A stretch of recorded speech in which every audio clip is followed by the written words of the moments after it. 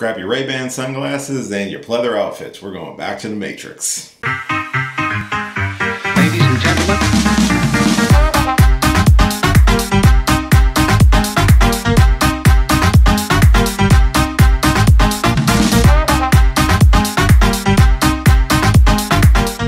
Hey, what's going on, everybody? It's your boy Will, and I'm here with my quick review for The Matrix Resurrections. I almost said Revolutions, but this is The Matrix Resurrections.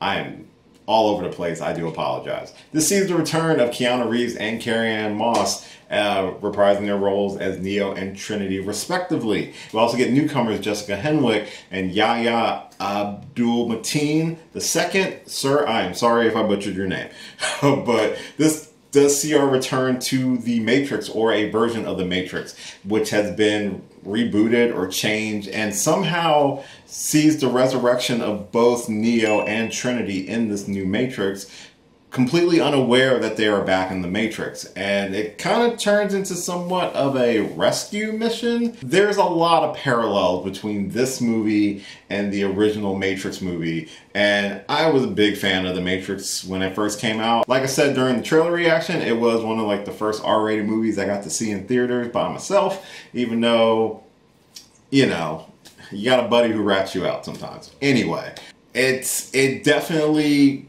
pulls on your nostalgia chain a lot in this movie. This is not necessarily a bad movie. I felt very torn on the movie per se. I liked the movie. I didn't love the movie. And I think one of the reasons I didn't love the movie is it didn't feel like it was anything really new. From a story standpoint, yes, we're back in the Matrix. Yes, this is all about what is free will and what is reality, and how do our mind perceive reality. It is a mind f*** of a movie, just like the first Matrix was. And that's one thing that works for the movie, is that it keeps the overall theme from the original trilogy and gives it to us with a shiny new coat in this movie. And if it sounds like that's a bad thing, it's not necessarily a bad thing. If you're big on nostalgia, if you were a huge fan of the first Matrix movie, you're going to love this one. The action in the movie is great. I think the action is very smooth in certain parts. There were some parts that felt kind of subpar compared to the original one, which surprised me, considering we've had, 20 years since the first Matrix came out? Probably closer to 30 years at this point. And there were some scenes where the camera movement was gorgeous, like how characters were flipping into different scenes, how the camera rotation followed them, and so it gave you that sense of disorientation. But then there were some scenes where it didn't feel as good as the original, which is kind of weird. I do like the use of certain new technologies in the movie, how certain artificial intelligences are able to communicate with humanity. I like how the story progressed forward in time within the world of the Matrix, or within the real world, as you would put it, within the post-apocalyptic side of the world as well. I also really like what this movie does for Trinity as a character. It makes her much more important than just a love interest. She is integral to the story. She's integral to the entire network of the Matrix, and it makes the relationship between her and Neo mean more than just they're in love. It means a lot more in terms of how this movie presents it compared to the originals. It is a nostalgia bomb, I will say that, which was okay. It wasn't. It is definitely playing off the nostalgia for people who are huge fans of the original trilogy, because there are certain, you literally see recreated shots and recreated scenes in this movie that are paying homage to the previous Matrix movies, which is not a bad thing. Again, I'm not saying this is a bad movie. It's just I feel kind of weird about it, and I'll explain it in just a minute, but there are scenes that are literally recreations of the original scenes from the first three movies, and then there are literal clips thrown in to kind of give us a disoriented feel of what Neo and Trinity are feeling because their minds have been altered being in this new version of the Matrix. And it can be disorienting at times, but I get why they're doing it, is because as an audience we're supposed to be disoriented with them as well.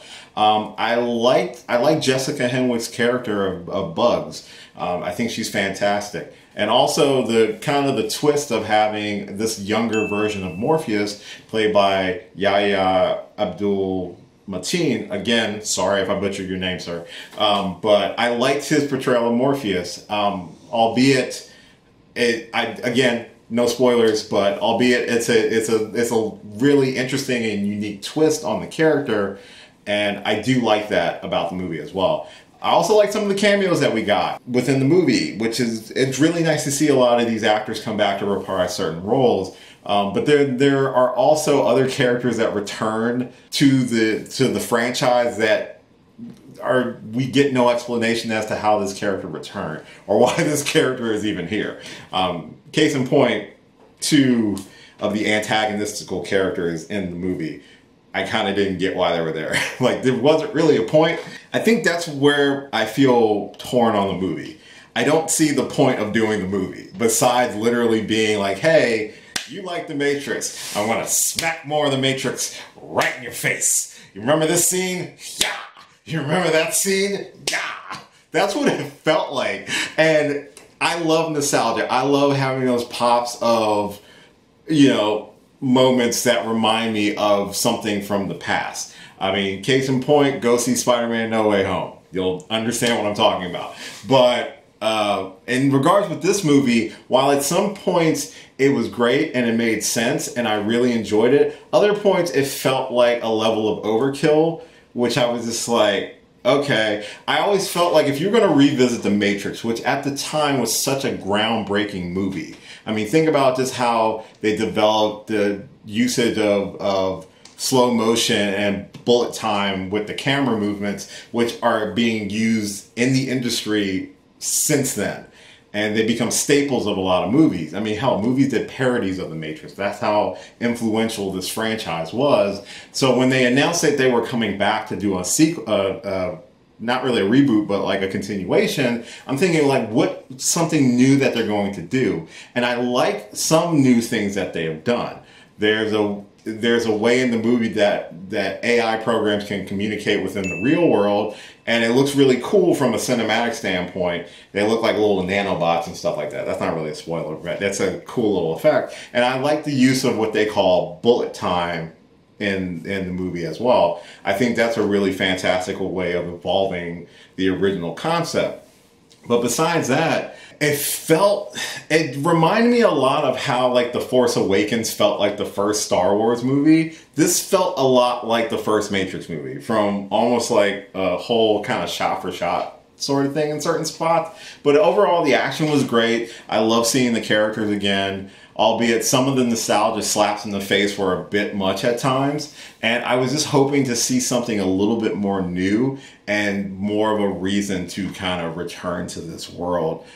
Even the reveal of how Trinity and Neo were resurrected was pretty interesting, but then it just leaves more questions than answers. And I guess that's kind of the point. It does force you to want to watch it again. Well, not necessarily want to watch it. It forces you to kind of watch it again to catch some of the stuff you missed. And I don't know if that's a good thing or a bad thing. Maybe for The Matrix it is a good thing. I probably will give it a shot. I'll probably watch it again. But I don't really have a desire to, and I think that's the part that's kind of bumming me out a little bit about it.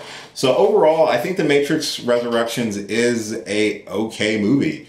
I think it's got great action. I love some of the usage of special effects, but then I also realize that some of the usage doesn't look as good as the first one. I'm not 100% sure if it needed to come back. I'm glad it's not a terrible movie.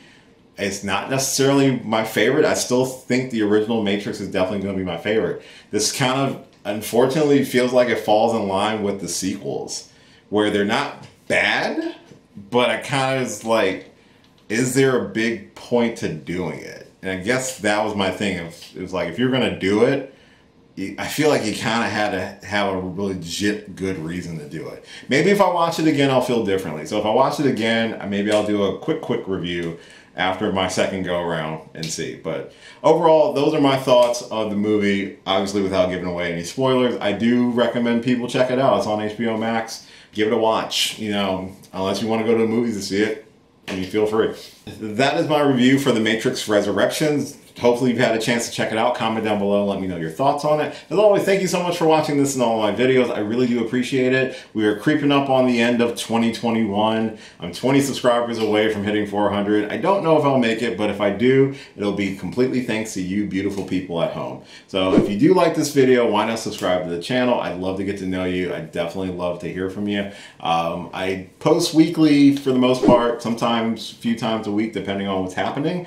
I am going to record a couple things, hopefully before the end of the year, and get them posted. So keep an eye out for that. I've got my non-spoiler and spoiler reviews for both Spider-Man No Way Home, as well as my spoiler review for the finale of Hawkeye. So feel free to check those out. They are on the channel now. You can follow me on most social media platforms listed at the end of this video. Like, share, subscribe, and all that fun stuff. And as always, until next time, I will catch you later. Hey, thanks for watching this video. If you did like this video, why not give me a thumbs up and share it with your friends? You can subscribe to the channel by clicking on my gorgeous little face right over there. You can follow me on all the various social media platforms right below. And last but certainly not least, if you've got a few extra minutes, why not check out one of the lovely videos floating right over here. Later.